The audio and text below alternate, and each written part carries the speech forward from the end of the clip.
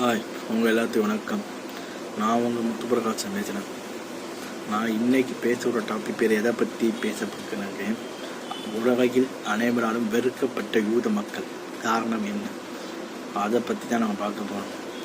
எதனால் இப்போ யூதர்கள் இஸ்ரேல் மேலே இவ்வளோ வெறியாக இருக்காங்க, இஸ்ரேல் இடத்துல ஒரு அங்கலம் இடத்த கூட விட்டு கொடுக்கக்கூடாதுல ஒரு வெறியில் இருக்கிறாங்கன்னு பார்ப்போம். நம்ம அதுக்கெல்லாம் காரணம் என்னன்னு நம்ம பார்க்கணும். கிட்டத்தட்ட பல நூற்றாண்டுகள் பின்னாடி வரணும்னா இயேசுவை யார் கொண்டுன்னு பார்த்தீங்கன்னா யூதர்கள் தான் கொண்டாங்கன்னு சொல்லிட்டு வரலாறு சொல்லுது, எல்லாமே சொல்லுது. அப்படிப்பட்ட யூதர்கள் பல ஐரோப்பிய நாடுகள் முழுக்க பறவை விரிஞ்சு கடந்தாங்க. அப்பேற்பட்ட அந்த யூதர்கள் என்னென்னா கிறிஸ்துவர்கள், அதாவது ப்ரோ கிறிஸ்டியாலிட்டி, அதாவது கிறிஸ்துவத்தை வெறியாக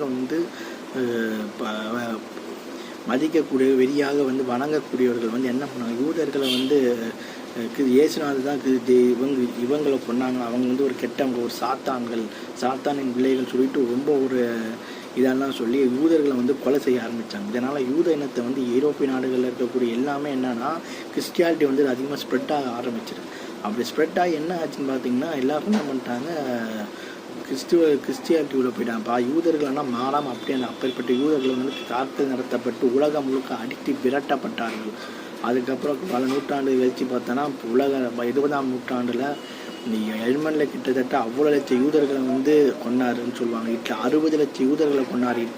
ஹிட்லர் அன்றைக்கி சொல்கிறார், யூதர்கள் தப்பிச்சு ஓடுற சில நாடுகள் தஞ்சம் புகுந்த அகதியில் இருக்காங்க, அவங்கள கொண்டுருங்க, இல்லைன்னா அவங்க எதிர்காலத்தில் உங்களுக்கு தலைவலியாக இருப்பாங்க, மீதி பேராக நான் கொண்டுறேன், மீண்டும் இந்த குழந்தைங்க யூதர்கள் எதிராக ஹிட்லர் ஒரு வாதம் சொன்னார். அப்படி யூதர்கள் அடித்து விரட்டப்பட்டப்போ இறக்கம் பிடித்த மக்கள் தான் பாலஸ்தீனிய மக்கள். அதுக்கப்புறம் உலகம் இன்னொன்று பார்த்தோன்னா 2ஆம் உலகப் போர் 1945 முடிவுக்கு வருது. அப்போ 1948 பிரிட்டன் யூதர்கள் தனி நாடு வேணும்னு கேட்குறாங்க. எங்களுக்கு எதுவுமே இல்லை, உலகத்தில் எல்லாமே எங்களை அடித்து துரத்துனாங்க, எங்களை யாருமே ஒரு மனுஷ பிறவியாக கூட பார்க்கல, அப்படிப்பட்ட எங்களுக்கு ஒரு நாடு கொடுங்கன்னு கோரிக்கை வச்சாங்க. அதனால் பிரிட்டன் சரி ஐரோப்பிய நாடுகளில், அதாவது வளைகுடா நாடுகளில் எண்ணெய் வளங்கள் அதிகமாக இருக்குது, அப்படி எண்ணெய் வளங்கள் இல்லாத ஒரே நாடுன்னு பார்த்தோன்னா அது பாலஸ்தீனம். அந்த பாலஸ்தீனத்தை நீங்கள் எடுத்துக்கோங்கன்னு சொல்லிக்கிட்டு கொடுத்தப்போ அங்கே தான் ஆரம்பிக்கிற பிரச்சனை. எப்படி எங்கள் மண்ணை நீங்கள் கொடுக்குறாங்க, போனால் போட்டு நாங்கள் அகதிகளாக வந்தாங்க, நாங்கள் தஞ்சம் போடணும், அதுக்குன்ட்டு இவங்க எப்படி எங்களை இது பண்ணலாம், இவங்க எப்படி எங்கள் நிலத்தை மொத்தமாக இங்கே கொடுக்கலான்ற அந்த ஒரு கோரிக்கை வெடிக்க புரட்சி ஏற்பட்டு 1948.